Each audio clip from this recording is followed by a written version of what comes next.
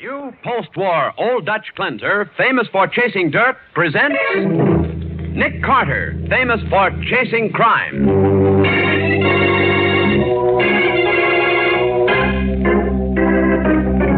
Every week at this time, two great names are joined as new post-war Old Dutch cleanser brings you one of the most resourceful and daring characters in all detective fiction, Nick Carter, Master Detective.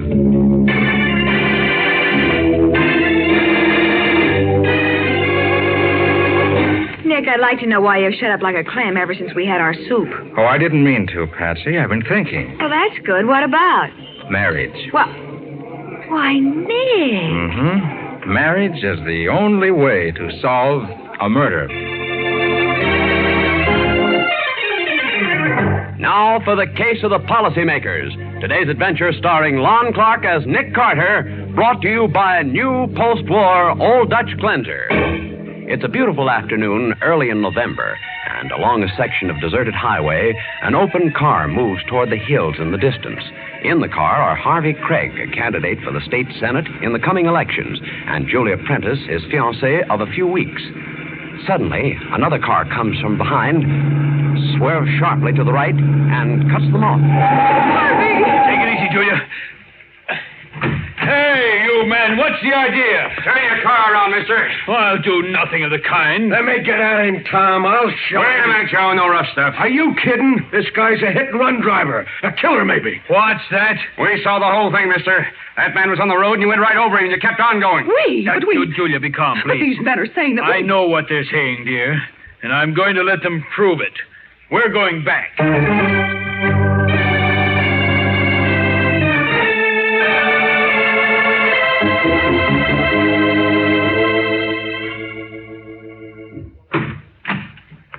There he is, mister.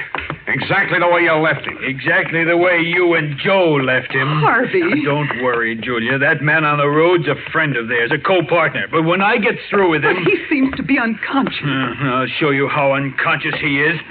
Come on, you get up. Get up, the act is over. Are you... What's the matter, Harvey? This man is dead. Oh, no. Well, mister, this ought to convince you he wasn't a friend of ours. You killed him. Cut it out, pal. That ain't going to get you out of a manslaughter rap. You murdered him, and then you followed me from the city. What's the idea? Who's paying you to do this to me? Paying us? That's a laugh. What are you doing, Joe? Checking this guy for identification. Harvey, we can't let these men get away with this. There must be some way of... Hey, look at this, Tom. I found it in the dead guy's pocket. An insurance policy for $50,000. I see. Taken out by Frank Hudson. That must be the dead guy's name. Never mind that. Look and see who's the beneficiary. Yeah. It's Harvey Craig. What? Good heavens. He's the guy that's running for the state senate. Harvey, how does it happen that your name is on this? Hey, wait a minute. This guy's Harvey Craig. Look. So that's the angle, huh? A murder frame-up. It's tough, Your Honor. Well, Julia, this is it. The end of a career. But why? You can prove that you don't know that man, that Frank Hudson. Maybe, but suppose I've been set up for the perfect rap. Look, Bud, we're a couple of reasonable guys. You pay us the face value of that policy of $50,000, and we destroy the policy and forget what we saw. Uh-huh. We even make the corpse disappear. What do you say? Harvey, you're not going to do it. I'm afraid I am, Julia. Because if I don't, neither of us will live to tell the story. I see what you mean. Let's go back to town. I'll get the money. You go with him, Joe. Yeah. I'll stay here and take care of the body.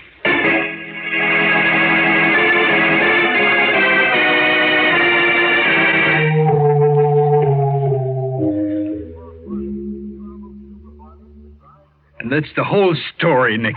I paid them because I was afraid of what they might do to Julia and me. And because I wanted to get to your office as quickly as possible. Why didn't you go to the police, Harvey? I promised Julia I wouldn't. As a matter of fact, she doesn't even know I'm here. Well, I don't understand it, Harvey. The girl you're engaged to doesn't want you to go to the police. I know it sounds odd, Patsy, but you and Nick have never met Julia. She's proud.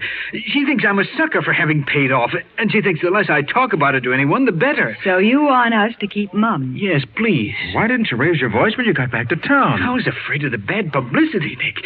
A murder charge. Harvey, they wouldn't have dared to make it against you. Oh, I wasn't thinking at the time. Oh, Nick, I want you to get them, will you? Of course he will, Harvey. Well, I guess that settles that. I've been put to work. Oh, thanks, Nick. Oh, here's a description of Joe and Tom. I've written it down. Oh, good for you. Every little thing helps. Well, I've got to go now. I'll be at my campaign headquarters, Nick, if you should want me. Goodbye, and good luck. Poor Harvey. Well, Nick, what do you think? I think this has all the earmarks of a murder racket for blackmail. Wonder whom it's happened to before. Then you don't think this was the first time? Oh, it couldn't be. Gang that operates so smooth, he must have had a lot of experience. But where did they get the victims? Well, if Harvey's typical, I'd say from who's who. No, Patsy. I mean the victims they killed. Harvey told us he never saw that Frank Hudson before. Yet that man had a policy naming Harvey as the beneficiary. Well, it could have been a phony. Well, it could have been. But suppose it wasn't. Who set Hudson up for it? And how? Boy, Patsy, you got any old clothes? Any very old clothes? Would you mind telling me what old... Not at all. I've got an idea that somewhere in the slums or along the waterfront there are operators pulling hopeless prospects out of the gutter and setting them up for the kill. Well, you and I are going to be a couple of prospects.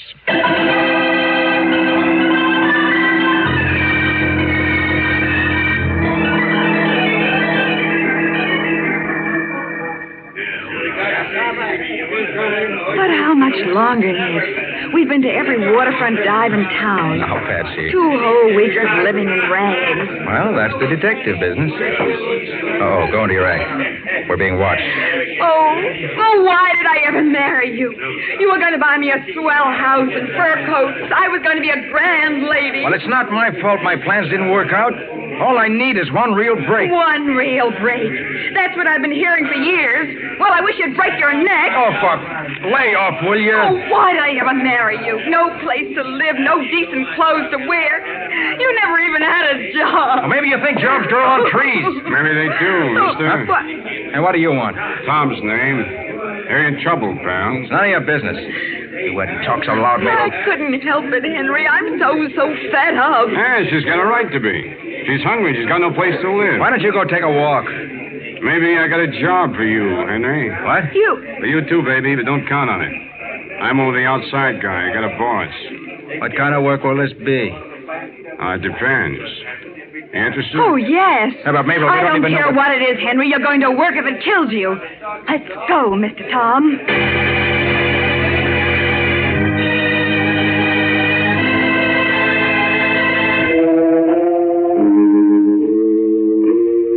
So, you've been married for 6 years, and you've done some traveling. The hobo trail, Mr. Nicholas? Sometimes. Hmm? Any man who would subject a woman to such a life. Well, I couldn't help it, Mr. Bentley. The breaks were all against me. How did you feel about that, Mrs. Nicholas? Oh, I couldn't leave Henry. Ah, such devotion. Well, I need a couple in my house. Naturally, you've never been a butler, Mr. Nicholas. No. No, sir. No, sir. That's better. I see you learn quickly. You'll keep this place in order, and you'll see that it's dusted. Yes, sir. And now, Mrs. Nicholas, can you cook? Sure. Yes, sir, Mr. Bentley. Good. My tastes are very simple. We'll get along. Tom. Yeah? These people are going to stay in the room on the 4th floor. Okay. Ask Joe to prepare it for them. Okay, Mr. Bentley. Do we go with him? No. You wait here. If you're wondering about my 2 men, Tom and Joe, they live here with me. I prefer them to dogs. Oh, we weren't wondering, Mr. Bentley. Good. You'll make the ideal butler. Now, there's one matter that must be settled before we begin our relationship. Yeah? As you see, I have many valuables in this house. Rare paintings, antique vases, so forth. Oh, you don't think we'd steal from you, Mr. Bentley? It's happened before, my dear lady. And so I have one strict policy in this establishment. All my employees must be bonded. Ah, I see. Do you object, Mr. Nicholas? Oh, no. It's all right with me, sir. Yes. I'll have the forms here sometime tomorrow morning. In the meantime... Excuse me, Miss Bentley. What is it, Tom? Joe's on his way up the room. You want me to show him where to go? Oh, they'll find it. Fourth floor, Mr. Nicholas. Then turn to the left. Yes, sir. Come along, Mabel. Yes, Henry.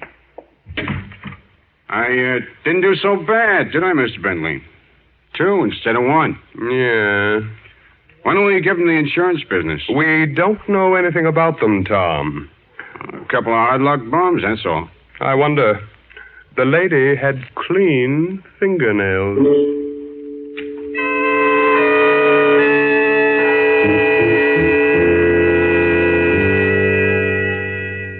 Nick, I don't get it. What surety company would bond a derelict or a couple of derelicts? Patsy, we're not going to be bonded. But Mr. Bentley It's said... only a gag with a last-minute switch. Oh, from bonding to insurance? Uh-huh. Then when Mr. Bentley starts talking about insurance... Yes, Patsy. Now, I think I'll let some air into this room. But, Nick, in the Frank Hudson policy Harvey told us about, Bentley wasn't the beneficiary. You're not on your toes tonight, Patsy. Well, I'm only trying to put myself in the place of an intended victim. Don't try. You're right in it. But I'd become suspicious of a policy that didn't make Bentley the beneficiary. It's no use. Window's sealed shut. It's what? Sealed. It's glass, barrier to the outside. But why? Just in case someone should want to yell for help.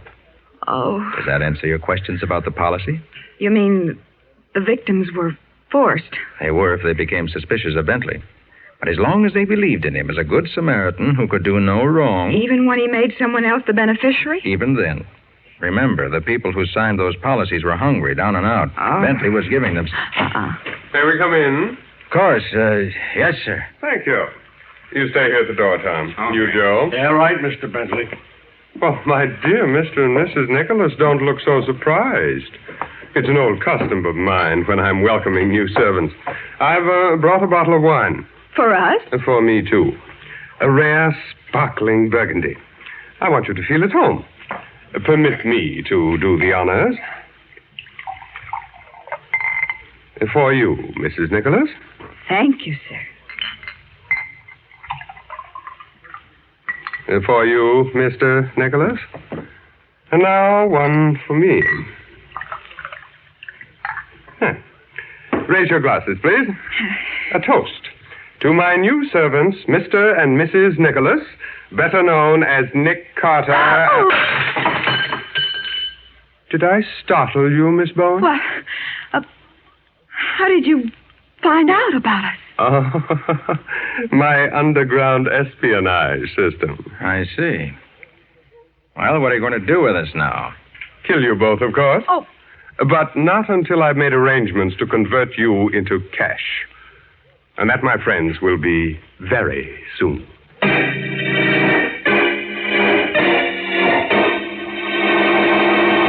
So, Bentley has found out Nick and Patsy, and behind him are 2 men with guns. We'll see what happens in just a moment. Now, back to the case of the policymakers. Today's adventure with Nick Carter, brought to you by new post-war Old Dutch Cleanser. It is several hours later, and in Bentley's luxurious library, Nick and Patsy are sitting near the desk, surrounded by Tom, Joe, and Bentley. Here's the forms, Mr. Bentley. All filled out and ready for the signature. Well, thank you, Tom. Give Mr. Carter his. Your application for insurance, Mr. Carter. You're asking for $250,000. Don't you rate me too high, Bentley? Oh, no, not too high for a man of your reputation and connections. Here's your application, sister. Yes. Forgive us, Miss Bowen, but we think you're worth only $100,000. I'm not worth anything to you. You let me be the judge of that, won't you? Well, so Jackson Phillips is going to be my beneficiary. Why not? He's our city's leading banker. Now, Miss Bowen, your beneficiary is Mortimer Evans, the department store owner. He knows you quite well, personally, and by your extensive charge account. It won't do you a bit of good, Bentley. We'll see. Please sign these applications. You're not going to send our friends up for blackmail? Oh, a very harsh word, Mr. Carter. Let me go to work on them, Mr. Bentley. Oh, Joe, you're much too temperamental. But it's no dice if we don't get their signatures. This ain't like the other jobs we done. We're shooting for big dough now. We gotta have their signatures in their own handwriting. We'll have them, Joe, but without your methods. What's wrong with my methods? Oh, they're much too crude for present company. Oh. I'm sure that Mr. Carter and Miss Bowen will prefer my more scientific methods of persuasion.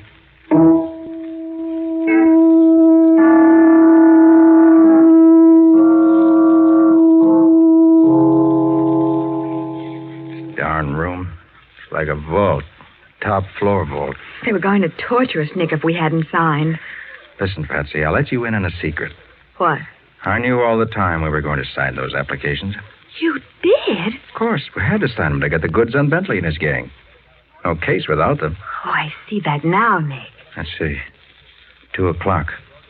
Time to get out of this room and down to the library safe. Oh, that's going to be easy, what with that window sealed and with Joe parked in the hall just outside. It can be done. Bentley and Tom ought to be asleep by now. Well, suppose they are. We still can't get out. Take off your shoe. What? Your shoe, take it off. We got a job for it. All right. Now what do I do? Hobble around? Smack the heel of your shoe against that window pane and break it. Now, look, Nick, I'd like to get some air, too. Go ahead now. I'm going to plant myself behind this door. On that chair you've got there? No, under it, ready to bring it down on Joe's head. Okay, go ahead. Some fun.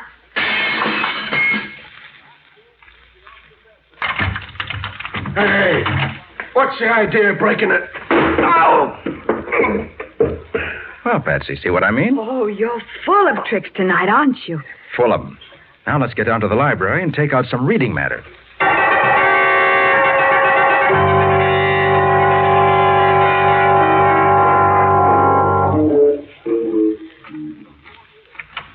Nick, can't you get it open? I don't know. It's been a long time since I opened a safe without knowing the combination. Well, have you got enough light? Yeah. It's a lucky thing we found this flashlight in Bentley's desk drawer. And look at the size of it. Why, it must be 10 inches long. And it weighs close to... There goes the bolt. Now for some quick research. You need help? Yeah, just bring the light closer. Yeah. Look, Patsy. Policy blanks. A stack of them. Mr. Bentley had plans for a future, didn't he? Let's see what's in this drawer. Are they there, Nick? The applications we signed? Yes, here they are. Good. Now, we'll make a bundle of all this evidence and then lock up the safe, just in case. Oh, we're not going back upstairs, Nick. Of course not. We're phoning the police. That's much better. Nick. Yes, quiet. Someone's walking outside in the hall. You didn't close the door, Patsy. Oh, I forgot. They've seen the flashlight. Oh, they won't see us. Let's get behind them. You're quiet.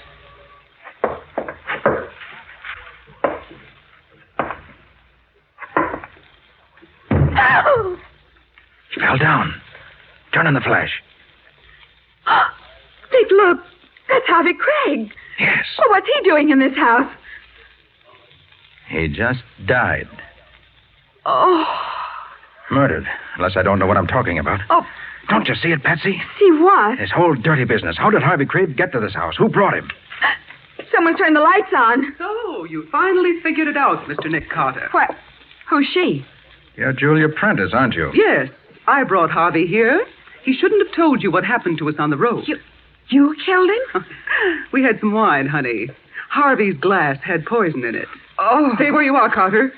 Mr. Bentley wouldn't like me to shoot you. All right, Julia. You've got the heavy artillery. And to think Harvey considered her a friend. So many people do. Men particularly, huh?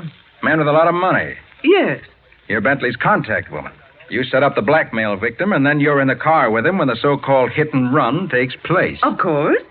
The right place and the right time are very important in our business. How did you know we were in this house? We didn't see you. I saw you, Miss Bowen, and I recognized Mr. Carter from his newspaper pictures. A peephole in the wall of your room upstairs, Mrs. Nicholas. Oh, Nick, we never had a chance. Let's say you might have had one if you didn't have clean fingernails.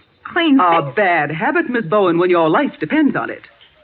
Bentley phoned me in town. I came, I saw, and I couldn't believe my eyes. Well, what happens now, Julia? There's a little room in the cellar I'd like to have you see. Oh? It's not much of a room, but it's escape-proof. And we want so much to see you again tomorrow. That is when we'll need you.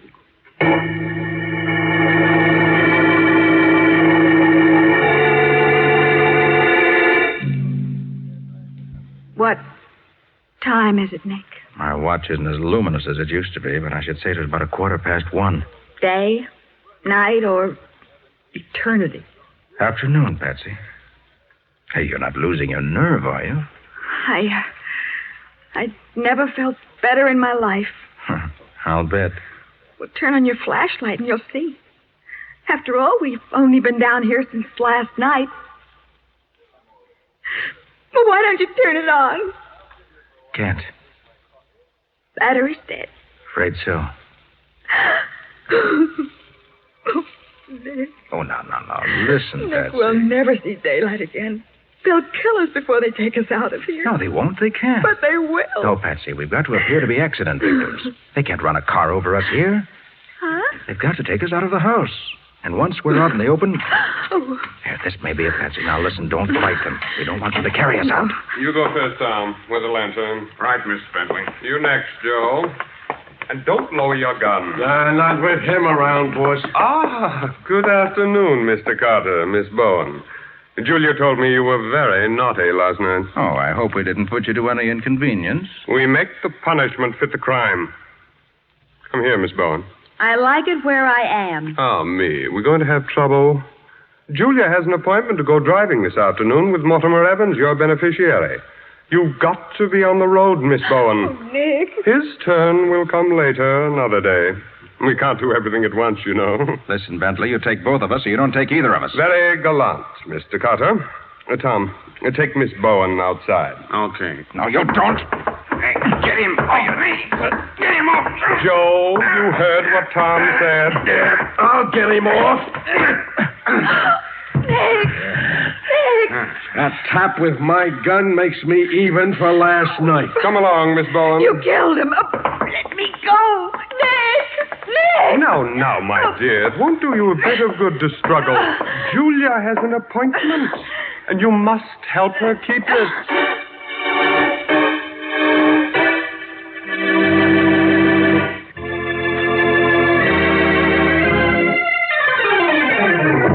Now for the conclusion of the case of the policymakers. Today's adventure with Nick Carter, brought to you by new post-war Old Dutch Cleanser. It's 10 minutes later. Patsy fainted and is lying on the sofa in the living room of Bentley's house. Nearby, Bentley and Julia are discussing their plans with Tom and Joe over a road map which is on the table. Now, this is the exact point in the road where you're to be. Can't we use the same road for a change, Mr. Bentley? Listen to Julia, Joe, and don't ask so many questions. Mortimer Evans and I will pass that point about 3:30. Now, what time do you have? I've got 1:35. Me too. We agree. Well, Lucius, I'm ready to leave for town. I told Mortimer I'd meet him at 2 o'clock. I'm going to be late. Oh, not too late, my dear. 10 or 15 minutes for one as charming as you. Can it, brother? The only thing I see in you is a bookkeeping item. Frank, aren't you? Joe, get my car out of the garage. Yeah, sure, right away. Give me a cigarette, Lucius. There are times, Julia, when you behave as if you're running the show. I might as well be. You couldn't get along without me. There are other women as well qualified. That's going to cost you 15% more, darling. What? Another bookkeeping item. I was going to talk to you about that later, but since you brought it up... Now, look here, I Julia. want 45% from now on. You can have the 25% I've been getting. Now, wait a minute. If There's you think... no use arguing. I You're tell you that... Crazy. Why, Am I interrupting something? Nick Carter. He's got a gun. Falling out among thieves, huh? Well, you won't have to worry about percentages anymore. Or maybe you should worry about the percentages. Because from now on, they're all against you. Operator, give me police headquarters.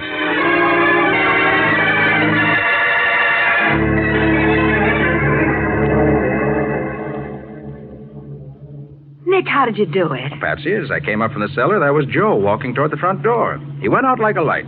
Of course, I had to hit him Oh, first. that's not what I mean, Nick. Then I took his gun and made the grand entrance. They were No, you don't understand. I mean, how did you get out of that cellar room? It was simple. I took the door off its hinges What? with Bentley's flashlight. You mean you used that flashlight to unhinge the door? Mm-hmm. It was heavy enough to drive the pins out of the hinges very neatly. Why, but I didn't hear Of course not. I muffled the noise with my coat. Honest, Nick. When I saw you on the floor, unconscious, I thought... Ooh, I wasn't unconscious. Oh, no. This is too much. Oh, Joe telegraphed that wallop. I saw it coming, and I rode with it. The gun caught me in the back of the neck. That's why you're driving the car. Why, I'm... All right, Nick. I'm listening. Well, there's no mystery to it, Patsy. I've just got a good stiff pain in the neck, that's all.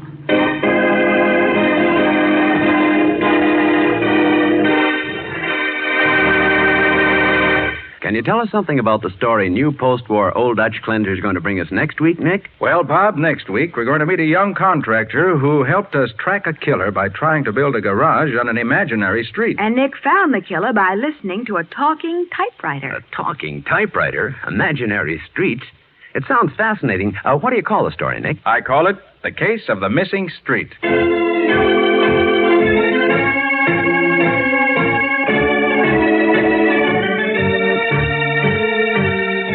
Nick Carter, Master Detective, is presented each week at this time by the Cudahy Packing Company. It is produced and directed by Jock McGregor and is copyrighted by Street and Smith Publications, Incorporated. Charlotte Manson is featured as Patsy. Today's script was written by Stedman Coles. Original music is played by Henry Silverne. This program is fictional, and any resemblance to actual persons living or dead is purely coincidental. This is Bob Martin saying, when minutes count, use new post-war Old Dutch Cleanser.